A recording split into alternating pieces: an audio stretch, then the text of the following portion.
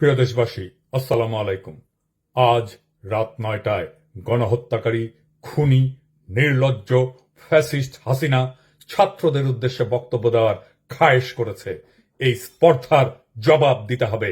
এই স্পর্ধার জবাব দেব আমরা ধানমন্ডি ৩২ নাম্বার গুড়িয়ে দিয়ে। যেই মুহূর্তে সে বক্তব্য দেওয়া শুরু করবে সেই মুহূর্তে আপনারা দলে দলে আসবেন, ধানমন্ডি ৩২ নম্বরে বুলডোজার নিয়ে আসবেন। বুলডোজার না পাওয়া গেলে হাতুড়ি শাবল গাইতি নিয়ে আসবেন।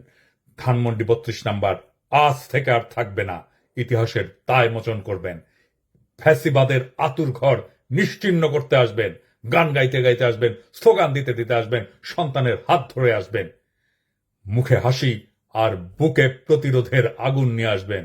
ফ্যাসিবাদের ধ্বংসস্তূপের উপরে ছাত্র জনতার বিজয় নিশান উড়াতে আসবেন।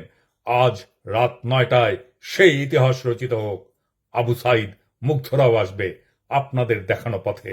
আসেন, অসমাপ্ত কাজ আজ আমরা সম্পাদন করি, ইতিহাসের দায় মোচন করি। ধানমন্ডি ৩২ নাম্বার থাকবে না।